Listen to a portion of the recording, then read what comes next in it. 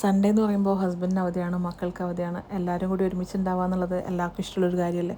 ശരിക്കും പറഞ്ഞു കഴിഞ്ഞാൽ ഈ ഒരു സൺഡേ കഴിഞ്ഞ് കഴിഞ്ഞാൽ നെക്സ്റ്റ് സൺഡേ ആവാനായിട്ട് ഞാൻ കുട്ടികളെ പോലെ തന്നെ വെയിറ്റ് ചെയ്യാറുണ്ട് കേട്ടോ.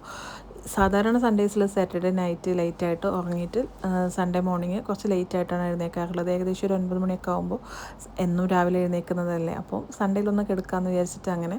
അപ്പോൾ സാധാരണ സൺഡേസിൽ ഞങ്ങൾ മോർണിംഗിൽ ലേറ്റായിട്ടുള്ള ബ്രേക്ക്ഫാസ്റ്റാണ് കഴിക്കാറുള്ളത്, ഓട്സോ അല്ലെങ്കിൽ പഴം വാട്ടിയതോ ഒക്കെ കേട്ടോ. അപ്പോൾ ഈ സൺഡേയിലൊന്ന് പ്രൊഡക്റ്റീവ് ആവാമെന്ന് വിചാരിച്ചു. അപ്പോൾ കുറച്ച് നേരത്തെ എഴുന്നേറ്റു, ഒരു 6:30 ആകുമ്പോഴേക്കും എഴുന്നേറ്റിട്ട് അങ്ങനെ ഹസ്ബൻഡിൻ്റെ കൂടെ പർച്ചേസിങ്ങിന് പോയതാണ്. 9 മണിക്ക് ശേഷമാണ് സാധാരണ സൺഡേസിൽ ആൾ പർച്ചേസിങ്ങിന് പോകാറുള്ളത്. അപ്പോൾ ഞാൻ കൂടെ പോകാറില്ല കേട്ടോ, കാരണം മൈഗ്രെയിൻ്റെ ഇഷ്യൂ ഉള്ളതുകൊണ്ട് വെയിൽ കൊണ്ട് കഴിഞ്ഞാൽ അപ്പോൾ തലവേദന വരുന്നുണ്ട് ഇപ്പം. അപ്പോൾ ഇതിപ്പം കുറച്ച് നേരത്തെ പോയതുകൊണ്ട് ഞങ്ങളങ്ങനെ പുറത്തൊരുമിച്ച് പോയതായിരുന്നു കേട്ടോ. ശരിക്കും പറഞ്ഞു കഴിഞ്ഞാൽ കുക്കിംഗ് എന്ന് പറയുമ്പോൾ എനിക്ക് ഭയങ്കര ഇഷ്ടമുള്ളൊരു കാര്യമാണ്. ചില സമയങ്ങളിൽ നമുക്ക് എപ്പോഴും ഒരേ കാര്യം തന്നെ ചെയ്യുമ്പോൾ നമുക്കൊരു മടുപ്പ് എന്നാണോ പറയുക, അതോ ചെയ്യാൻ വയ്യായിക എന്നാണോ പറയുക, അറിയില്ല. എന്തായാലും ഒരു ഇഷ്ടക്കുറവ് ഫീൽ ചെയ്യാറുണ്ട്. പക്ഷേ ഞാൻ മോസ്റ്റ് ഓഫ് ദി ടൈമിലും ഇഷ്ടത്തോടു കൂടി തന്നെയാണ് കുക്ക് ചെയ്യാറ്. കാരണം നമുക്ക് വേണ്ടി നമ്മുടെ ഹസ്ബൻഡ് അതായത് അവർ നമുക്ക് വേണ്ടി നമ്മളോടുള്ള സ്നേഹം, അവർ ജോലിയെടുത്ത് നമുക്കത് ഉണ്ടാക്കാനുള്ള സാധനങ്ങളൊക്കെ വാങ്ങാനുള്ള കാര്യങ്ങളൊക്കെ അവർ ശരിയാക്കി കൊണ്ടുവരുമ്പോൾ നമ്മൾ അവർക്ക് നല്ല സ്നേഹത്തോടുകൂടി കുക്ക് ചെയ്ത് കൊടുക്കുക എന്നുള്ളതാണ്. അത് കടമ എന്നതിലപ്പുറം എൻ്റെ സ്നേഹമായിട്ട് തന്നെയാണ് ഞാൻ പരിഗണിക്കുന്നത്, അതായത് കൂട്ടുന്നത്. അതേപോലെ തന്നെ അവർ നമ്മളോടുള്ള സ്നേഹം അവർ പ്രകടിപ്പിക്കുന്നത് ഇങ്ങനെ ജോലിയെടുത്ത് നമുക്കുള്ള കാര്യങ്ങൾ ചെയ്തു തരുന്നത്. അപ്പോൾ നമ്മളിപ്പം വീട്ടിലുള്ള ആണുങ്ങൾ ജോലി എടുക്കുന്ന പോലെ തന്നെ വീട്ടിലുള്ള പെണ്ണുങ്ങളും കറക്റ്റ് ജോലി എടുക്കുന്നുണ്ടല്ലേ. ആ ഒരു കുക്കിങ്ങിനെ വാല്യൂ കുറച്ച് കാണുന്ന കുറച്ച് ആളുകളുണ്ട് കേട്ടോ. അതായത് നിനക്കെന്താ പണി, വീട്ടുജോലി, ഹൗസ് വൈഫാണെന്ന് പറയുമ്പോൾ അതൊരു ജോലിയാണോ എന്ന് പറഞ്ഞ് കളിയാക്കുന്ന ആളുകൾ എൻ്റെ മുഖത്ത് നോക്കി ചോദിച്ച ആളുകളുണ്ട് കേട്ടോ.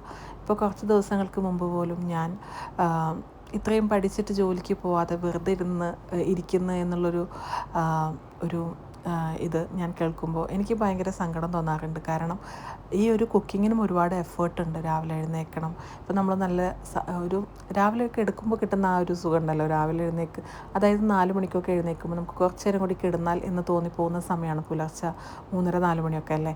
പക്ഷെ നമുക്കത് കിടക്കാൻ പറ്റില്ല, കാരണം നാളെ മക്കൾ സ്കൂളിൽ പോകുന്ന ടൈമെന്ന് പറയുമ്പോൾ രാവിലെ 6 മണിയാകുമ്പോഴത്തേക്കും മൂത്താൾക്ക് ബസ് വരും.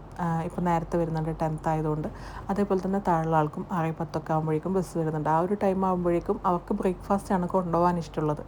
അപ്പോൾ പിന്നെ ഹസ്ബൻഡിന് ചോറാണ് കൊണ്ടുപോകാൻ ഇഷ്ടം. അപ്പോൾ അതൊക്കെ കുക്ക് ചെയ്ത് വരുമ്പോഴേക്കും നമുക്ക് പിന്നെ ഉറങ്ങാനുള്ള ടൈം കറക്റ്റ് ആ ഒരു രാത്രികളിലാണ് കിടക്കുമ്പോൾ നമുക്കൊരു ഇഷ്ടത്തോടു കൂടി കിടക്കാൻ പറ്റുക. രാവിലെകളിലൊന്നും എനിക്ക് കിടക്കാൻ പറ്റാറില്ല, പൊതുവേ ഉറക്കം കുറവാണ്. എന്നാലും അപ്പോൾ എല്ലാ ഒരു ജോലിക്കും എഫേർട്ട് ഉണ്ടെന്നുള്ളതാണ്. അപ്പം എൻ്റെ ഒരു കോൺസെപ്റ്റിൽ നമ്മൾ ജോലി എടുക്കുമ്പോൾ കിട്ടുന്നേക്കാളും, അതായത് എനിക്ക് രണ്ടും കൂടി മാനേജ് ചെയ്യാൻ പറ്റില്ല എന്നുള്ളത് എനിക്ക് ഉറപ്പാണ്. അതായത് ജോലിക്ക് പോയി പിന്നെ കുക്കിങ്, കാരണം പിന്നെ എന്തായാലും നമുക്ക് ഒരുപാട് കാലം ജീവിക്കുമോ അറിയില്ല. കാരണം ഏത് നിമിഷം നമ്മുടെ ജീവിതത്തിൽ മരണം എന്നുള്ളൊരു സംഭവമുണ്ട്. കാരണം ഇതിപ്പോൾ ഞാനിവിടെ പറയുന്നത് എന്ന് വെച്ച് കഴിഞ്ഞാൽ എൻ്റെ ഒരു ബെസ്റ്റ് ഫ്രണ്ടിൻ്റെ കസിന്, അതിൻ്റെ വൈഫ്, അവർ രണ്ടുപേരും കൂടെ പെരുന്നാളിന് പുറത്ത് പോകുന്ന സമയത്ത് അവർക്ക് വളരെ ഏജ് കുറവാണ്, 28 വയസ്സേ ഉള്ളൂ ആ പെൺകുട്ടിക്ക്. അപ്പോൾ അവരുടെ ഹസ്ബൻഡിൻ്റെ മുന്നിൽ വെച്ച് തന്നെ അവരെ വണ്ടി ഇടിക്കുന്നുണ്ട്, ആ ഒരു കുട്ടി മരിക്കുന്നുണ്ട്.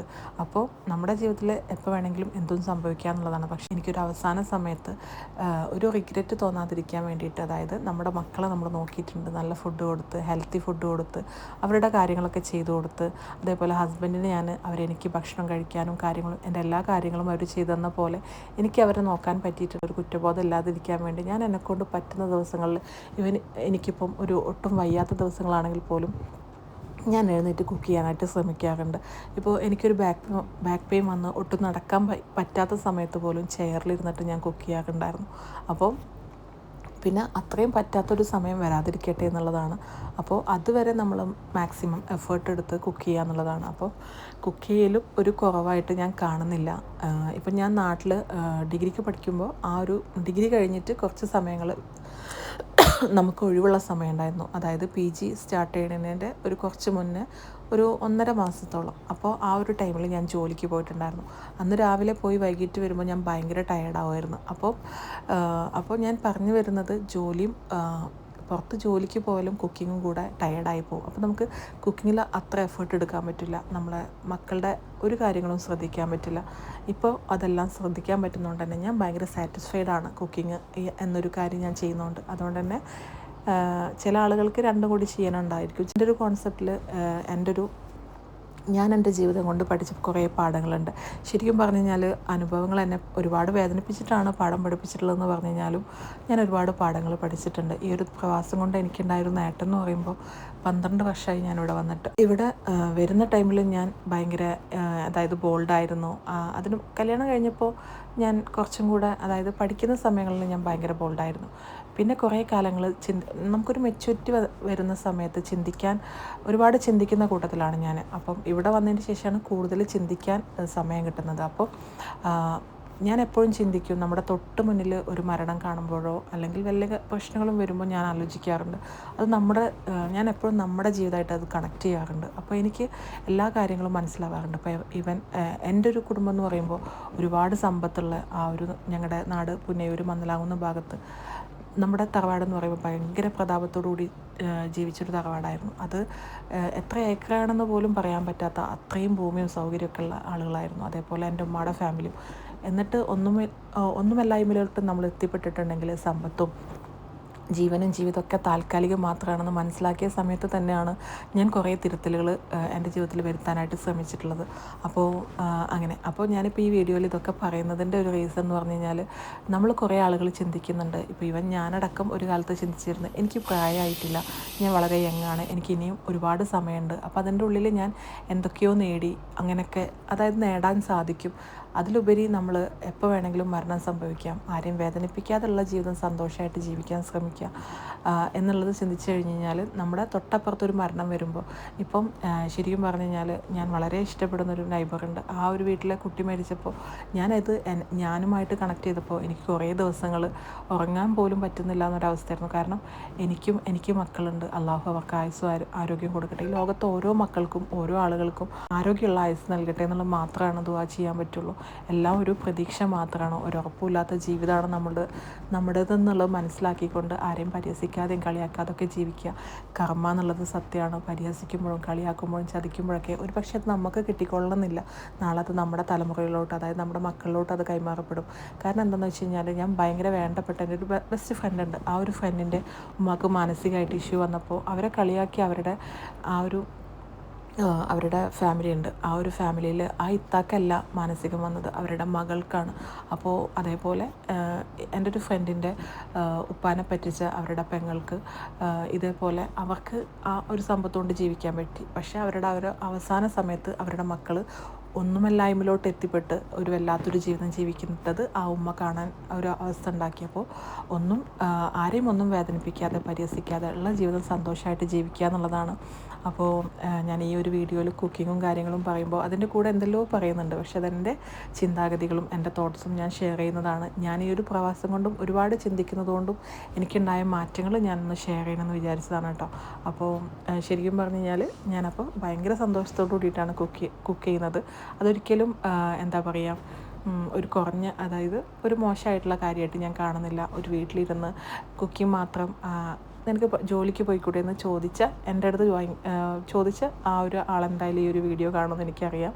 ആ ആളോടും പിന്നെ ഒരുപാട് ഹേർട്ട് ചെയ്ത കുറേ സംഭവങ്ങളുണ്ട്. ആ ഒരു ഹേർട്ട് ചെയ്ത സംഭവങ്ങളൊക്കെ ഞാൻ ഒരിക്കലും പേടിച്ചിട്ടല്ല ചോദ്യം ചെയ്യാതിരിക്കുന്നത്. നമ്മളൊരാൾ വേദനിപ്പിച്ച് കഴിഞ്ഞാൽ തിരിച്ച് നമ്മൾ വേദനിപ്പിക്കുമ്പോൾ അയാളും നമ്മളും തമ്മിൽ എന്താണ് വ്യത്യാസം? നമ്മളും അതേ അളവിൽ തെറ്റ് ചെയ്തെന്നാണ് വരിക. അപ്പം അയാൾക്കുള്ള ശിക്ഷ പോലെ തന്നെ നമുക്കുണ്ടാവും. എന്തായാലും നമ്മുടെ രക്ഷിതാവ് ഇപ്പം നമുക്ക് നമ്മുടെ മക്കളോട് തെറ്റ് ചെയ്ത് കഴിഞ്ഞാൽ അവരടിക്കാനുള്ള അവകാശമുണ്ട്. അതേപോലെ തന്നെ നമ്മളോട് തെറ്റ് ചെയ്ത് കഴിഞ്ഞാൽ അള്ളാഹുവിനെ നമ്മളെ ശിക്ഷിക്കാനുള്ള അവകാശമുണ്ട്. അപ്പം എന്നെ ഒരാൾ വേദനിപ്പിച്ച് കഴിഞ്ഞാൽ ഞാൻ അയാളെ കർമ്മവിധിക്ക് വിട്ടുകൊടുക്കുകയാണ് ചെയ്യാറ്. കുറച്ച് മുന്നേ ഞാൻ പഠിക്കുന്ന സമയങ്ങളിൽ, അതായത് 10th ഒക്കെ ആവുന്ന സമയങ്ങളിൽ എന്നെ ഒരാൾ വേദനിപ്പിച്ച് കഴിഞ്ഞാൽ എനിക്ക് നല്ല ഗട്ട്സ് ഉണ്ടായിരുന്നു, ഞാൻ പറയുമായിരുന്നു. പിന്നെ ചിന്തിക്കാനുള്ളൊരു സമയം കിട്ടിയപ്പോൾ ഞാൻ തിരുത്തിയിട്ടുമുണ്ട്. ഡിഗ്രിക്കൊക്കെ പഠിക്കുന്ന സമയത്തൊക്കെ കുറച്ചും കൂടെ മെച്യൂരിറ്റി വന്നപ്പോഴൊക്കെ ഞാൻ തിരുത്തിയിട്ടുണ്ട്. അപ്പോൾ ഞാൻ പറഞ്ഞു വരുന്നത്, ചെറിയ ജീവിതമാണ്, നമുക്ക് പറ്റുന്ന കാര്യങ്ങളിൽ മറ്റുള്ളവരെ ഹെൽപ്പ് ചെയ്യുക. ഒരു ചിരി പോലും സദക്ക എന്നല്ലേ. അപ്പോൾ ചുറ്റിനുള്ള ചെറിയ കാര്യങ്ങളിൽ സന്തോഷം കണ്ടെത്തുക. എൻ്റെ സന്തോഷം എന്ന് പറയുമ്പോൾ ഇപ്പോൾ ഇതൊക്കെയാണ്. ശരിക്കും പറഞ്ഞു കഴിഞ്ഞാൽ ഇന്നിപ്പോൾ കുക്കിംഗ് ഭയങ്കര ഇഷ്ടമാണെന്ന് പറയുമ്പോഴും ചില ദിവസങ്ങളിൽ ഒട്ടും വയ്യാത്ത സമയങ്ങളിൽ ഞാൻ എണീറ്റ് കുക്ക് ചെയ്യുമ്പോൾ ഞാൻ ശരിക്കും എൻ്റെ ഉമ്മയുടെ വാല്യൂ മനസ്സിലാക്കുന്നുണ്ട് കേട്ടോ. ശരിക്കും നമുക്ക് വേണ്ടിയിട്ട് അവരെത്ര എഫേർട്ട് എടുത്തിട്ടാണ് ഓരോ കാര്യങ്ങൾ ചെയ്തിട്ടുള്ളത് എന്നുള്ളത് ഞാനൊരു ഉമ്മായതിൻ്റെ ശേഷം, എൻ്റെ കല്യാണത്തിന് ശേഷം തന്നെയാണ് കേട്ടോ മനസ്സിലാക്കിയിട്ടുള്ളത്. അപ്പോൾ ഓരോ തിരിച്ചറിവുകളും എനിക്ക് തിരിച്ചറിഞ്ഞിട്ട് വന്നിട്ടുള്ളത് കല്യാണത്തിന് ശേഷം ഈ ഒരു പ്രവാസത്തിൽ വന്ന് ഒരുപാട് ചിന്തിക്കാൻ സമയം കിട്ടിയപ്പോഴൊക്കെയാണ്. അപ്പോൾ ഞാൻ ഈ ഒരു സൺഡേയിലെ വീഡിയോയുടെ കൂടെ ഇതൊക്കെ പറയുന്നത് നമുക്ക് ഓരോ തിരിച്ചറിവുകൾ ഉണ്ടാവുന്നത് ഒരുപാട് കാലത്തിന് ശേഷം ആവരുത്.